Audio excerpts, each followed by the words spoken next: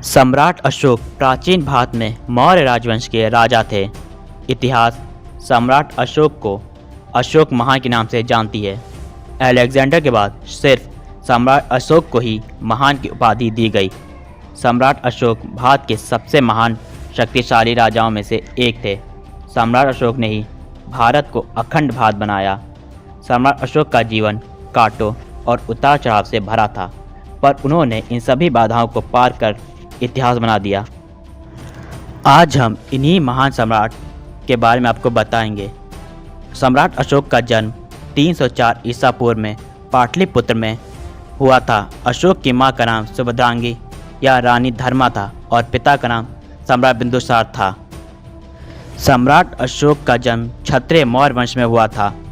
सम्राट अशोक के बचपन का नाम प्रियदर्शी देवनाम प्रिय था। सम्राट अशोक चंद्रगुप्त मौर्य के पौत्र थे। बिंदुसार की 16 पटरानियां और 101 पुत्र होने का उल्लेख मिलता है, जिनमें सबसे बड़े सुसीम थे। बिंदुसार के 3 मुख्य पुत्रों में सुसीम, अशोक और तिस्य थे। तिस्य अशोक का छोटा भाई था। सम्राट अशोक के कई सौतेले भाई बहन थे, जिनमें आपस में कड़ी प्रतिस्पर्धा रहती थी, लेकिन अशोक बचपन से ही सैन्य गतिविधियों में निपुण थे। उनकी इस निपुणता को आचार्य चाणक्य भाप गए थे और उन्होंने अशोक को अपने संरक्षण में उसी भांति ले लिया जिस तरह वर्षों पूर्व सम्राट चंद्रगुप्त मौर्य को लिया था। सम्राट अशोक का ज्येष्ठ भाई सुसीम तक्षशिला का प्रांतपाल था। सुसीम के अकुशल प्रशासन के कारण उस क्षेत्र में विद्रोह होने लगा। विद्रोह को शांत करने के लिए सम्राट बिंदुसार ने अशोक को भेजा। अशोक के जाते ही विद्रोह शांत हो गया, लेकिन कुछ दिनों बाद विद्रोह पुनः शुरू हो गया, जिसे अशोक ने बलपूर्वक खत्म कर दिया। अशोक की इस प्रसिद्धि से उसके भाई सुसीम को सिंहासन न मिलने का संकट बढ़ गया। सुसीम ने योजना तहत बिंदुसार से कहकर अशोक को कलिंग भिजवा दिया। कलिंग में अशोक को मत्स्य कुमारी कौरवकी से प्रेम हो गया। किसी कारणवश दोनों का विवाह नहीं हो पाया, परंतु बाद में अशोक ने कौरवकी से विवाह किया। कौरवकी अशोक की दूसरी या तीसरी पत्नी थी। इसी बीच उज्जैन में विद्रोह हो गया, जिसे रोकने के लिए अशोक को कलिंग से बुला लिया गया। अशोक के पहुंचने से पूर्व ही वहां के सेनापति ने विद्रोह शांत कर दिया। विद्रोह पुनः न हो, इस कारण अशोक वहीं रुक गए। यहाँ अशोक को देवी नाम की कन्या से प्रेम हुआ और अशोक ने उससे विवाह कर लिया। सम्राट बिंदुसार वृद्ध हो चुके थे।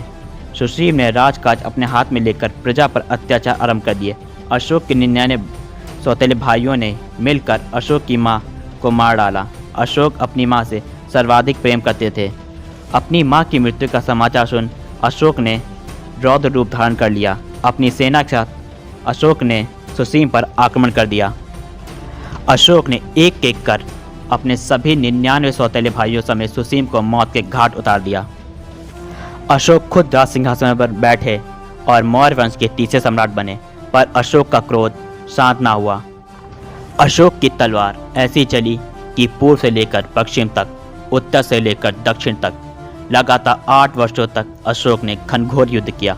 अशोक के इस रूप को नया नाम दिया गया चंड अशोक। हमेशा शांत प्रेम फैलाने वाले अशोक अब चंड अशोक बन चुके थे। सम्राट अशोक ने असम से लेकर ईरान तक, कश्मीर से लेकर कन्याकुमारी तक अपने साम्राज्य का विस्तार किया। सम्राट अशोक ने अखंड भारत का वह सपना भी पूरा किया था जो आचार्य चाणक्य ने देखा था।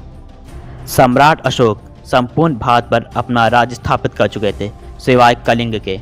अशोक ने 261 ईसा पूर्व कलिंग पर आक्रमण कर दिया।